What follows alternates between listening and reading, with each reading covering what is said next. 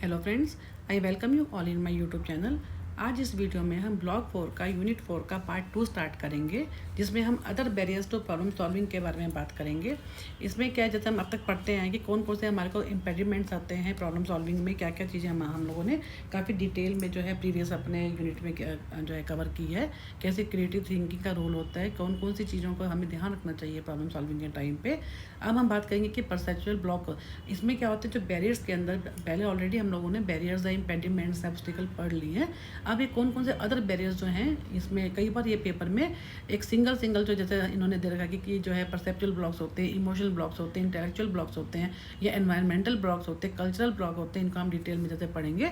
तो कई बार कोई सा भी एक या दो एग्जाम में डिपेंडिंग अपॉन द मार्क्स के 5 मार्क्स का आता है, 10 मार्क्स का आता है, तो पेपर में आ सकते हैं। तो इसको स्टार्ट करते हैं। Perceptual blocks. परसेप्चुअल ब्लॉक्स का मतलब क्या है कि exist when we are unable to clearly perceive a problem और the information needed to solve it effectively. कई बार क्या होता है, हम जो देखना चाहते हैं हम वही देखते हैं, जो हम नहीं देखना चाहते हैं हमें नहीं दिखता।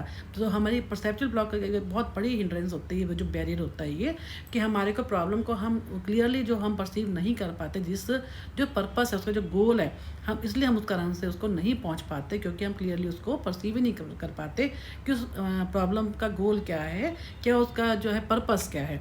तो दे इंक्लूड क्या होता है, seeing only what you expect to see, जो हम देखना चाहते हैं हम उसी ढंग से उसको देखते हैं, ना कि जो है जो एक्चुअल उसमें है। स्टीरियोटाइपिंग, हम प्रॉब्लम का जैसे हमने कहा कि often we don't look beyond the obvious and tend to label. For example, if someone is not working as hard as we would like and we apply the label lazy. ठीक है, हमारी expectation होती है, हमें लगता है कि इसको तो किसी भी कारण से हो, हमें एक्सपेक्टेशन होती है कि हमें ये जो सामने वाला है वो हमें इतना आउटपुट देगा। लेकिन अगर कोई उतनी उसकी स्पीड नहीं है या उतना हार्ड वर्क नहीं कर रहा, तो हमें लगता है कि जैसे उन्होंने एग्जांपल दिया कि हम उसको कहते हैं लेजी है, जबकि we might overlook the possibility that boredom with monotonous work is the problem and not lazy. Monotonous क्या होता है, एक जैसा काम।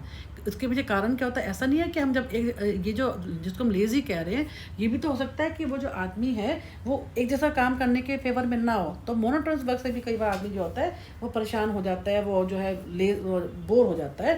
तो ये भी तो उसका कारण हो सकता है, ना कि हम ये मान लेते हैं कि वो उस ढंग से हमारी एक्सपेक्टेशन का पूरा नहीं कर रहा, तो इसका मतलब क्या है, वो लेज़ी है, जबकि वो एक जैसा काम करने के अगेंस्ट है, वो बोर हो गया उससे। तो next come to not recognizing problem, जो हम प्रॉब्लम को जो उसको हम go unnoticed until the effects have become severe and emergency action is required. तो उसमें क्या होता है, हम जो प्रॉब्लम है उसको देख ही नहीं पाते, उसको ठीक से प्रॉब्लम को रिकॉग्नाइज ही नहीं कर पाते, जिस कारण से क्या होता है, जो इफेक्ट्स होते हैं वो काफ़ी सीवियर हो जाते हैं। Not seeing the problem in perspective, problem को हर पर्सपेक्टिव से हमें देखना चाहिए, जो कि हम उसको नहीं देखते। This result from making too narrow, problem को नैरो तरीके से देखते हैं, so that we recognise only part of the problem को हम देखते हैं, ना कि उसके वास्तविक प्रॉब्लम को हर पर्सपेक्टिव से देखना चाहिए, कि प्रॉब्लम को सिर्फ एक तरीके से हमें नहीं देखना चाहिए। देन क्या है कि जो है मिस्टेकिंग कॉज एंड इफेक्ट। कई बार हम कॉज एंड इफेक्ट जो है, किस जो इम्पैक्ट होता है उसका कारण क्या है और क्या उसका इम्पैक्ट है, जैसे हम इंडिपेंडेंट और डिपेंडेंट वेरिएबल के बारे में पढ़ते हैं, तो वो उसका भी हमें उसको ही हम नहीं समझ पाते कि इफेक्ट देखना, जिसको हम कहते हैं कि हम सोल्यूशन ही नहीं देख पाते। और बाकी जो है डिफरेंट तरीके से होती है, हमारा जो इमोशंस होती है, जैसे हम कहते हैं इमोशन हमारी इन्वॉल्व कॉज इफेक्ट में जहाँ पे होता है। हम मान लीजिए हम कुछ भी इम्पैक्ट, जैसे इन्होंने एग्जाम्पल भी रखा है, if goods do not arrive and we assume that supplier is late in dispatching them, कि हमारी जो गुड्स होती हैं, इन एक स्टोर का एग्जांपल दे रखा है कि वो टाइम पर नहीं पहुंचती और सप्लायर जो है वो लेट हो जाता है डिस्पैच करने में। व्हेन इन फैक्ट क्या होता है, our ordering department has failed to send out the order. वास्तव में क्या होता है, जो हमारा डिपार्टमेंट है ऑर्डरिंग, जिसने ऑर्डर किया है वही लेट ऑर्डर को भेजता है। Then our search for solution will be हम क्या सोचते हैं कि हमारा सामान अब तक हमारी जो है गुड्स नहीं आई है, कारण हम क्या सोचते हैं कि वो लेट हो गया, सप्लायर ने लेट डिस्पैच किया होगा। वास्तव में क्या होता है, कारण क्या है, यही उन्होंने कहा कि कॉज इफेक्ट क्या होता है। हम सिर्फ इफेक्ट को देख रहे कि हमारा सामान नहीं पहुंचा, लेकिन हम ये तो देख नहीं रहे कारण क्या है। कारण तो वास्तव में वो है कि उन्होंने ऑर्डर ही लेट किया है। तो ये क्या होता है, इस कारण से क्या होता है, हम जो है गलत जो है हमारी धारणा बन जाती है। देन है इमोशनल ब्लॉक की, जिसमें हमारी इमोशन इन्वॉल्व होती हैं, तो उस कारण से भी जो है ये सबसे बड़ा जो है बैरियर उसको कहते हैं कि इमोशनली आपको जब भी कोई प्रॉब्लम सॉल्व करनी होती है तो आपको इमोशनली अटैच नहीं होना चाहिए। उसको ऐसा करने से क्या होता है, हम जो अपनी रियलिटी तक हम जो है नहीं पहुंच पाते। फियर ऑफ मेकिंग मिस्टेक्स और लुकिंग फुलिश, इसमें क्या होता है, ये इमोशनल का क्या मतलब है इसमें कि हमें डर लगता है कि अगर हम गलतियाँ करेंगे तो और हमें ऐसे उस कारण से हम जो है गलतियाँ करने से हम उस डर के कारण हम गलतियाँ कर बैठते हैं और जो है बड़ा फुलिशली हम बिहेव करते हैं। And this is the most significant क्या होता है emotional block, because it affects most of us and is difficult to overcome. वो क्योंकि हम गलतियाँ कर बैठते हैं अपनी जिसको कहते हैं फुलिशनेस के कारण। As a result of traditional schooling the expected reaction when we make a mistake और suggest radically different ideas laughter and ridicule. वही उन्होंने कहा है कि कई बार हम अपनी गलती होती है, हम ये सोचते कि नहीं, अगर हम उस डर से कि हम ये गलती करेंगे तो वास्तव में हम गलती वो कर बैठते हैं, जो बड़ा अजीब बात होती है, बहुत ही हंसी वाली बात होती है कि जबकि हम कुछ करना चाहते हैं तब भी अपनी गलती के कारण जो है हम गलत कर बैठते हैं। इम्पेशेंस, कई बार हम बहुत उस चीज़ को बहुत जल्दी करना चाहते हैं, हमें इमीडिएटली हमारे को सोल्यूशन चाहिए होता है, वो भी गलत है। Being impatient to solve a problem may be due either to a desire to succeed quickly और टू एंड द डिस्कम्फर्ट और loss cause by the problem. हम इम्पेशेंट क्यों जाते हैं, किस कारण से होता है, या तो हम जल्दी से सक्सीड होना चाहते हैं या अपना जो उसको करते करते हम बहुत फेडअप हो गए हैं, उस एंड द डिस्कम्फर्ट डिस्कम्फर्ट को ख़त्म करना चाहते हैं, या loss cause by the problem, जो हमारा नुकसान हुआ है, चाहे फाइनेंशियल हुआ है, चाहे जो भी लॉस हुआ है, हम उसको ख़त्म करना चाहते हैं। तो इन्होंने कहा है कि हमें इम्पेशेंट होकर भी अगर कोई काम करते हैं उसके क्या होता है, this has two major consequences. We tend to grab the first solution which comes along और without adequate analysis of the problem. उसका क्या होगा, या तो क्या होगा, हम अगर जल्दबाजी में कोई काम करेंगे तो जो सोल्यूशन मिलेगा वो हमें जो एडुकेट नहीं होगा, और या जो फर्स्ट या क्या होगा, इस डिजेक्टिव अनयूजुअल आइडिया, जो हमारे अनयूजुअल आइडिया हैं उनको, जैसे मैंने बताया कि नवल थिंकिंग है, क्रिएटिव आइडिया, हम उनको छोड़ देंगे। तो कहने का मतलब कि हमें इम्पेशेंट होकर कोई भी काम नहीं करना चाहिए। अवॉइडिंग एंग्जाइटी, कभी हमारे को एंग्जाइटी हो जाती है, वो भी सबसे बड़ा हर्डल होता है हमारी प्रॉब्लम का। Most many factors can cause anxiety होता है, इंक्लूडिंग हाई रिस्क हो गया, डिसऑर्डर हो गया, एम्बिग्विटी, एक प्रॉब्लम एकदम क्लियर नहीं है, लॉन्ग टर्म स्ट्रेस चला रहा है, फियर है, तो ये भी क्या होता है, हमारा बैरियर होता है, emotional barrier. Fear of taking risk, कई बार हम लोग जो है रिस्क नहीं लेना चाहते लाइफ में, तो अगर हम रिस्क नहीं लेंगे तो वो भी सबसे बड़ा बैरियर है, क्योंकि उसमें क्या this leads to the avoidance of situations where the outcome is uncertain और कुड बी अनप्लेजेंट। कभी हमें लगता है कि हम ऐसा काम करेंगे तो भले ही वो प्रॉब्लम हमारे को सॉल्विंग की तरफ लेके जाता है, लेकिन हम रिस्क नहीं लेना चाहते, कि हमें लगता है कि नहीं ऐसा ना हो, कि हमें लगता है कि हम या तो हम अनसर्टेन हो जाते हैं, या हमें क्यों हो जाते हैं कि हमें लगता है ये प्लेजेंट नहीं है, हमारे हिसाब से नहीं है, हमें जो है कम्फर्ट, हम उसमें लगता है हम कंफर्टेबल जोन में नहीं है। तो इस कारण से भी क्या होता है, ये भी बैरियर बन जाता है। नीड फॉर ऑर्डर, कई बार हमारे को क्या होता है, हमें यही नहीं पता होता कि हमें प्रॉपर ऑर्डर, जिसमें जो प्रॉब्लम को है उसको जिस ऑर्डर में प्रॉब्लम को सॉल्व करनी होती है वो ऑर्डर क्लियर नहीं होता, तो उसमें एम्बिग्विटी होने से भी क्या होता है, बैरियर होता है। लैक ऑफ चैलेंज, कई बार हम चैलेंज भी नहीं लेने चाहते, we not able to handle the challenge which create जो है इमोशनल ब्लॉक्स। देन है इंटेलेक्चुअल ब्लॉक्स। इंटेलेक्चुअल ब्लॉक्स में हम क्या करेंगे, जैसे लैक ऑफ नॉलेज और skill in the problem solving, हमारे को उतनी नॉलेज ही नहीं है, उतनी स्किल्स ही नहीं है जिसमें हमारे को प्रॉब्लम सॉल्व हो सके, उस प्रोसेस की तरफ हम पहुंच ही नहीं पाते। लैक ऑफ क्रिएटिव थिंकिंग, हमारे अंदर आउट ऑफ बॉक्स सोचने की हिम्मत ही नहीं है, कैपेसिटी नहीं होती, एबिलिटी नहीं है, स्किल्स नहीं है, जिसको बोलते हैं नवल थिंकिंग के बारे में। तो उसमें क्या होता है कि always cause by the inability to use the skills rather than the absence resulting from the dominance of the analytical thing in our day to day. क्योंकि हम जो स्टेप बाय स्टेप सोचने वाली तो हमारे पास है, लेकिन हमारे क्रिएटिव थिंकिंग ना होने से भी ये भी सबसे बड़ा जो है इंटेलेक्चुअल ब्लॉक है, क्योंकि creative thinking is different and intellectual skills is different. लेकिन जब हम कोई भी काम करते हैं तो हम दोनों को साथ लेके चलते हैं to find out the problem solving के लिए बहुत ज़रूरी है जो है दोनों स्किल हमारी एक साथ रहें। इनफ्लेक्सिबल थिंकिंग, कई बार हम उसी रंग से लेना चाहते हैं जिस रंग से हम पिछले तरीके से हम करते आए हैं, हम जो है हमारा फिक्स एक मेंटल सेट है, हम उसके बाहर सोचना ही नहीं चाहते। इनफ्लेक्सिबल है, कुछ भी हम चेंज करने को तैयार ही नहीं है। नॉट बीइंग मैथोडिकल, हम जो है जो हमारी मैथोडोलॉजी है वो हम गलत अडॉप्ट करते हैं, वो भी क्या होते हैं हम उसी तरीके से चलते हैं। जो मैथोडोलॉजी गलत होगी, हम स्टेप बाय स्टेप चलते ही नहीं है, तो वो क्या होगी, हमारी प्रॉब्लम सॉल्व नहीं हो पाती। जबकि प्रॉब्लम को सॉल्व करने के लिए हमें एक प्रॉपर जो है मैथोडोलॉजी को अडॉप्ट करना जरूरी होता है। उसमें क्या है फिर लैक ऑफ नॉलेज और स्किल, हमें नॉलेज भी कम है, स्किल्स भी है।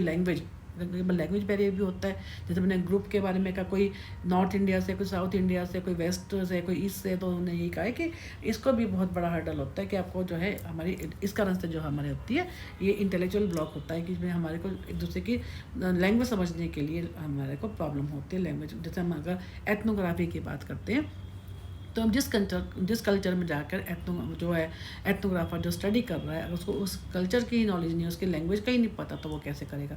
तो इसलिए वो ये भी बड़ा हर्डल होता है।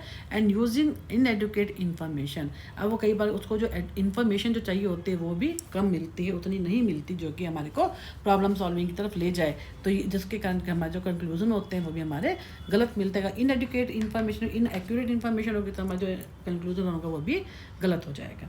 Then come to expressive. Expressive में क्या आ जाता है कि हम जिसमें बोल के वो किस टाइप के यूजिंग दी रॉन्ग लैंग्वेज, कई बार हम जो है लैंग्वेज गलत बोलते हैं, क्योंकि हम भले कितने इंटेलिजेंट भी हैं लेकिन कई बार क्या होता है हम एक्सप्रेसिव अपनी जो बातों को ठीक से एक्सप्रेस ही नहीं कर पाते, तो वो भी गलत होता है। इस कारण से भी जो है एक्सप्रेसिव ब्लॉक का कारण भी हमारे को प्रॉब्लम होती है प्रॉब्लम सॉल्विंग में। Unfamiliarity with a particular application of a language, इसमें क्या होता है, जैसे इन्होंने कहा एग्जाम्पल था, most of this example the difficulty many people have making a speech even though they can write their ideas effectively on paper. कई बार क्या होता है लोग लिखने में बहुत अच्छे होते हैं, they are experts in the writing, but वह एक्सप्रेस नहीं कर पाते। आपने देखा कई लोग जो है इंग्लिश में भी कई बहुत अच्छे से इंग्लिश लिख लेते हैं लेकिन वह एक्सप्रेस नहीं कर पाते ड्यू टू तेरा जो है एक्सप्रेसिव ब्लॉक। देन है इनएडिक्वेट एक्सप्लेनेशन, इसमें फिर क्या होता है इनएडिक्वेट एक्सप्लेनेशन मतलब क्या है कि डिफरेंट तरीके से फिर वो अपने जो है एक्सप्लेनेशन अपनी बात को कन्वे करने के लिए जो है डिफरेंट तरीके से उसको एक्सप्रेस करते हैं। ये पैसिव मैनेजमेंट स्टाइल, इसमें क्या होता है कि इस situation where we are reluctant to find और डिफिकल्ट टू एग्जर्ट इन्फ्लुएंस में prevent us communicating our ideas effectively. कब होता है when people need to be convinced of the validity of idea. Passive तरीका होता है, एक ही तरीके से जो प्रॉब्लम को वो सॉल्व करते हैं, उनका जो प्रॉब्लम को सॉल्व करने का जो तरीका होता है वो एक ही तरह का होता है। इफेक्टिवली एक्टिवली वो काम नहीं कर पाते एक पैसिव तरीके से ही, जिसमें उनको एक तरीका लगता है कि नहीं, यानी मतलब कि वो एक्टिवली उसमें इन्वॉल्व नहीं हो पाते, जिस कारण से भी जो है ये उनका क्या होता है ये एक्सप्रेसिव ब्लॉक में आता है, जिसके अंदर वो एक्टिवली पार्टिसिपेट नहीं करते उसको सॉल्व करने के लिए। ए डोमिनेंट मैनेजमेंट स्टाइल, इसमें क्या होता है कि डोमिनेट करते हैं दूसरों को इम्प्रेस करने के लिए। जो वो लोग जो प्रॉब्लम सॉल्वर होते हैं कि दूसरों को इम्प्रेस करने के लिए ऐसा तरीका अपनाते हैं जो डेलिब्रेटली करते हैं चाहे अनकॉन्शियसली करते हैं, लेकिन क्या होता है जिसमें लोग उनके दुश्मन बन जाते हैं और उनको लगता है कि फिर वो जो है प्रॉब्लम सॉल्विंग में उनकी हेल्प नहीं करते। तो इसमें क्या होता है डोमिनेट करना लोगों को एक्सप्रेस करने के डोमिनेट करना to impress the other people. Then environmental blocks, इसमें क्या होता है एनवायरमेंट से रिलेटेड भी होते हैं, जिसमें क्या होता है कि ब्लॉक्स कौन से which exist when the social और फिजिकल एनवायरनमेंट जो होता है वो हमारे को इम्पैक्ट डालता है। सोशल भी होगा जिसमें हम सोसाइटी में रहते हैं, कल्चर में रहते हैं, और हमारा जो है जहाँ पे फैमिली है, स्कूल है, जैसे हमारा कॉलेज है, सोसाइटी है, ये सारी हर्डल्स क्या आती है हमारे एनवायरमेंटल, जैसे माहौल जिसमें हम प्रॉब्लम को सॉल्व करते हैं। जैसे मैनेजमेंट स्टाइल, इसमें क्या है मैनेजमेंट स्टाइल के अंदर कि जैसे बॉस का बिहेवियर है, ऑफिस का एनवायरनमेंट है, उस पर डिपेंड करता था way in which we are manage can influence both अगर attitude to problem solving and the freedom भी हमें चाहिए और एटीट्यूड दोनों को देखना। For example if our ideas are dismissed constantly with our comment such as no it would not work because, ऐसे अगर हमारे जो बॉस ऐसे सामने है, अगर हम डिपेंड करता है आप किस प्रेशर में काम प्रॉब्लम को सॉल्व कर रहे हो, आप किस टाइप का, अगर आपको अथॉरिटेटिव माहौल मिला हुआ है, थोड़ा डोमिनेटिंग माहौल मिला हुआ है, तो वो होता है आपको जो कौन मैनेज कर रहा है उस प्रॉब्लम को, उसका पे डिपेंड करता है आपको प्रॉब्लम सॉल्विंग। उस टाइप के कहते हैं ना जितना फ्रेंडली माहौल होता है उतनी हम अच्छे से उस चीज़ को सॉल्व कर पाते हैं, रादर दैन जो है कोई डोमिनेटिंग होगा या कोई अथॉरिटेटिव होगा या जिस चीज़ का हमारे पे प्रेशर होगा, जैसे कोई हमारा जो बॉस होता है वो हमसे काम ले, उस टाइप से। डिस्ट्रैक्शन, इसमें क्योंकि नॉइस है या बहुत ज़्यादा प्रॉब्लम सॉल्व कर रहे हैं हम लोग की, बहुत ज़्यादा क्या है बाहर आवाज़ हो रही है, शोर हो रहा है, तो हम नहीं कर पाते।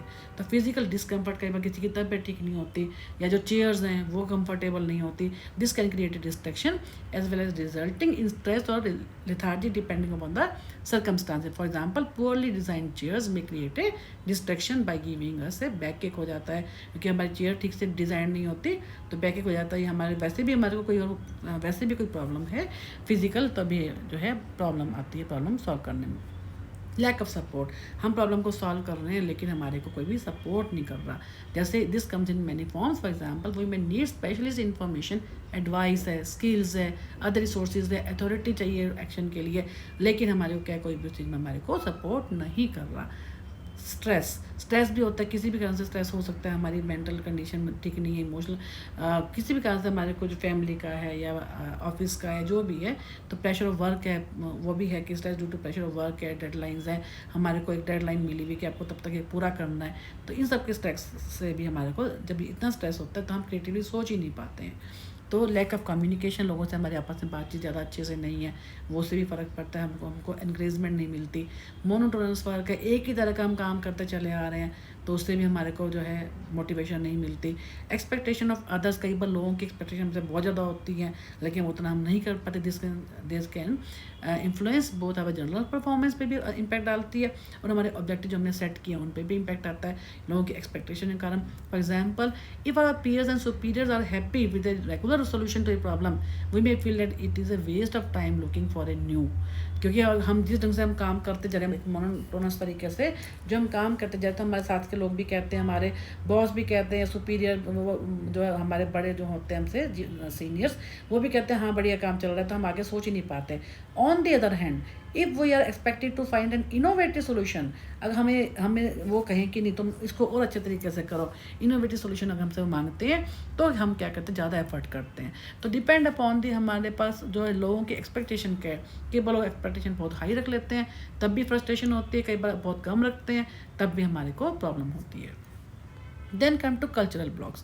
कल्चरल ब्लॉक्स में क्या होता है कि हमारी जो कल्चर के जैसे जहाँ पे हम रहते हैं उसकी भी हमारे से कुछ एक्सपेक्टेशन होती है। What is expected from our culture, that is our cultural blocks. Unquestioning acceptance of the status, के जो चला आ रहा है उसके ऊपर अनक्वेश्चनिंग, हम कोई भी क्वेश्चनिंग करते हैं उसके कारण से भी प्रॉब्लम होती है। This is a tendency to conform to establish ideas and methods of working and not to question them और express ideas with depart from them. क्योंकि हमारी एक टेंडेंसी होती है कि हम जो एक तरीके से चला आ रहा है हम उस चीज़ को कन्फर्म करें, उसी चीज़ के को एक्सेप्ट करें, उसी के अनुसार हम काम करें।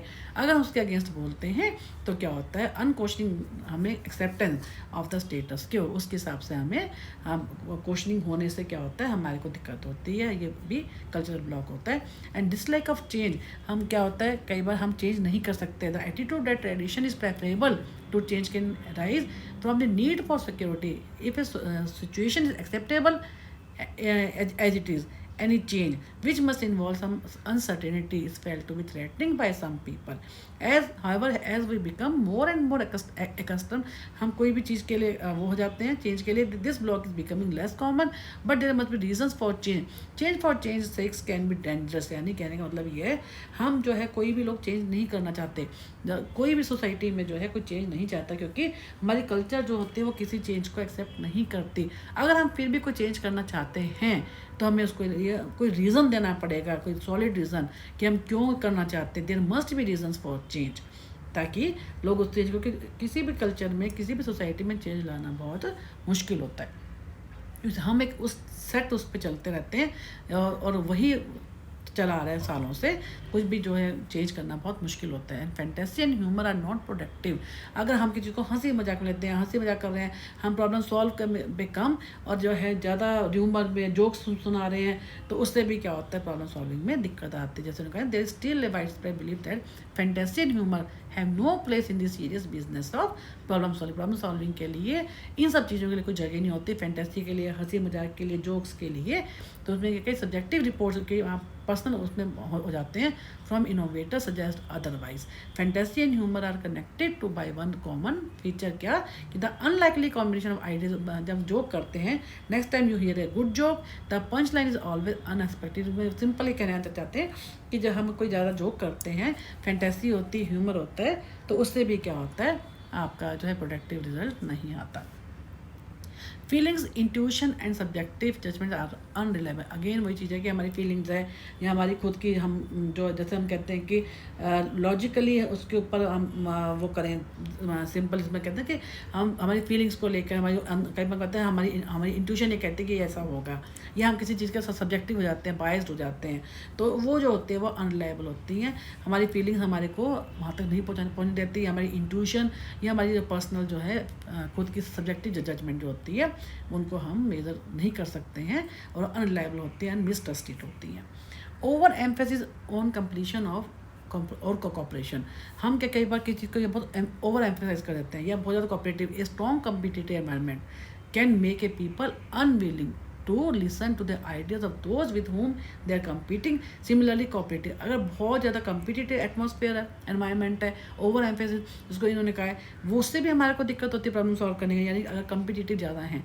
लेकिन अगर बहुत ज़्यादा कोऑपरेटिव भी है, स्ट्रॉन्गली कोऑपरेटिव एनवायरनमेंट है, वो भी हमारे को अवॉइड करता है प्रॉब्लम को सॉल्व करने से। ये भी सबसे बड़ा हमारा बैरियर बन जाता है। एक नॉर्मल एटमॉस्फेयर होना चाहिए, ना तो ओवर एम्फेसिस, यानी ना तो ज़्यादा हमारा कम्पिटिटिव होना चाहिए, ना ही हमारा बहुत ज़्यादा कोऑपरेटिव होना चाहिए।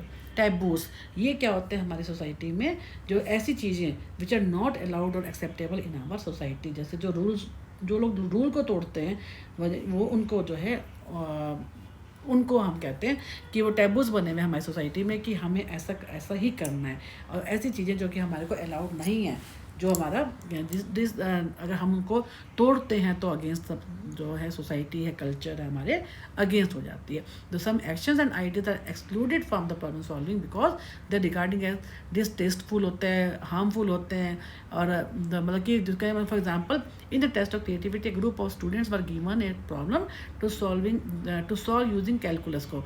दे had to follow certain rules and the objective was to see who produced the larger number of different rules to the correct solution. A few students produced a lot more than others because they chose to break the rules they were told to follow. उन्होंने rules को तोड़ा। तो कहने का मतलब ये कि जो लोग रूल्स को तोड़ते हैं, जो उनको अलाउ नहीं होता उन रूल को तोड़ने के लिए, तो ये हमारे क्या होते हैं, टैबूज होते हैं सोसाइटी में। And all the eventually we may not decide to break a taboo, there is no harm in breaking them in thought. अगर हम किसी को उसको तोड़ते भी हैं तो ऐसे ठीक है, तो कोई हार्म नहीं है, but this can often lead to new perspective to a problem and we can overcome most of our own blocks permanently by relearning से। हम उनको ब्लॉक्स को जो हमने अभी पढ़े हैं उनको परमानेंटली तोड़ सकते हैं। And overcome other people blocks which hinder us by learning ways to sidestep them. तो उन्होंने यही कहा है कि अगर ये जो हमारे जो इस टाइप से हमने पढ़े हैं सारे ब्लॉक्स जो हैं, ये ठीक है, हम उनको तोड़ सकते हैं अपने तरीके से, दोबारा से री लर्निंग कर सकते हैं। समटाइम्स क्या होता है हमारी सोसाइटी में, ये होता है कि हम कभी तो वो चीज़ एक्सेप्टेबल होते हैं और कभी नहीं होते।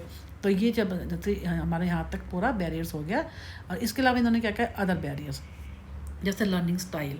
इसमें क्या है, अदर बैरियर्स कौन से हैं कि हमारा लर्निंग स्टाइल क्या, कैसे हम उस चीज़ को लर्न करते हैं, हमारी तरीका क्या है उसको लर्न करने का, वही मैटर करता है। Some people learn primarily visually and other orally. कई लोग जो है ओल्ड तरीके से करते हैं, कुछ लोग अपने सुनकर लर्न करते हैं, कुछ लोग पढ़ के लर्न करते हैं, कुछ प्रॉब्लम में डीप में जाके उसको प्रॉपर अंडरस्टैंड करके लर्न करते हैं। It all depends upon their learning style. Then there is also evidence that something in style that affect the ability to solve problem और जेंडर लिंक भी होते हैं, क्योंकि हम जैसे कहते हैं कि for example it has been found that female organise and relate data more efficiently than male. तो इन्होंने ये भी जेंडर बेस्ड भी होता है कि एग्जाम्पल ये फीमेल जो होती हैं वो ज़्यादा अच्छे से डाटा को रिलेट कर लेते हैं, ऑर्गेनाइज कर लेते हैं ज़्यादा than the male. Just an example.